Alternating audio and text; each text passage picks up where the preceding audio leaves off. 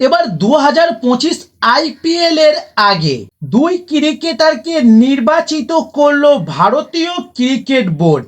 তবে সেই তালিকায় রয়েছে 2024 আইপিএল এর কেকেআর এর কাপ জয়ী এক ক্রিকেটার। তবে চলুন জেনে নিন সেই দুইজন ক্রিকেটারের নাম এবং কেন তাদেরকে নির্বাচিত করেছে ভারতীয় ক্রিকেট বোর্ড। তার জন্য সম্পূর্ণ ভিডিওটা দেখার অনুরোধ রইল। চলুন শুরু করি।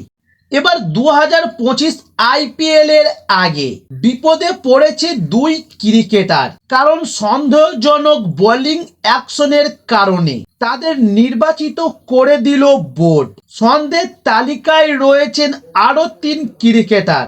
তাই এবার সব দলকে চিঠি পাঠিয়ে একথা জানিয়ে দিয়েছেন বিসিসিআই এবং কেকেআর এর প্রাক্তন ক্রিকেটার মনীষ পান্ডেকে বোলিং থেকে নির্বাচিত করা হয়েছে এবং কর্ণাটকের আর এক ক্রিকেটার সুজিত কৃষ্ণকে বল করার উপর নিষেধাজ্ঞা জারি করা হয়েছে এবার, কারণ দুইজনেরই বোলিং অ্যাকশন নিয়ে সমস্যা রয়েছে। ছুড়ে বল করার অভিযোগ উঠেছে। এছাড়াও দীপক হোডা, সৌরভ ধুবে এবং ক্যাসিক কারিয়াপ্পার বোলিং অ্যাকশনকেও সন্দেহজনক তালিকায় রাখা হয়েছে, তবে তাদের নির্বাচিত করা হয়নি।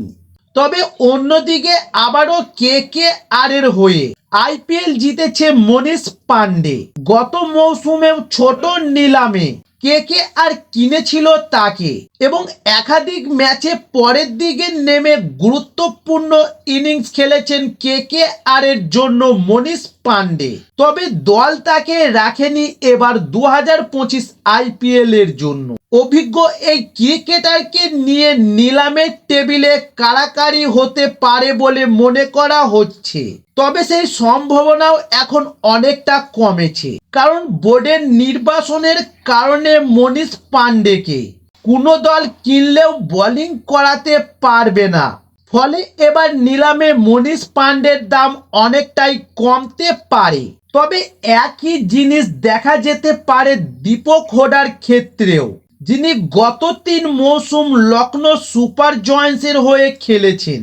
ওদিকে শুক্রবার ভারতীয় বোর্ড জানিয়েছেন আগামী বছর আইপিএল শুরু 14ই মার্চ থেকে নিলামের দুদিন আগে ঘোষিত হলো আইপিএল এর দিন। তবে জানিয়ে দেওয়া হয়েছে যে ফাইনালের দিনও শুধু আগামী বছর নয়, 2027 পর্যন্ত আইপিএল শুরু এবং শেষের দিন জানিয়ে দিল ভারতীয় ক্রিকেট বোর্ড। তবে আগামী বছর আইপিএল ফাইনাল হবে 25শে মে এবং এর আগে কখনোই 3 বছরের আইপিএল এর দিন একসঙ্গে ঘোষণা করেনি ক্রিকেট বোর্ড। তো দর্শক বন্ধুরা, এই ছিল আজকের ভিডিও। এই ধরনের ক্রিকেটের আরো নিত্য নতুন ভিডিও পেতে চাইলে আমাদের চ্যানেলে নতুন হলে চ্যানেলটি সাবস্ক্রাইব করে সঙ্গে থাকুন। নমস্কার।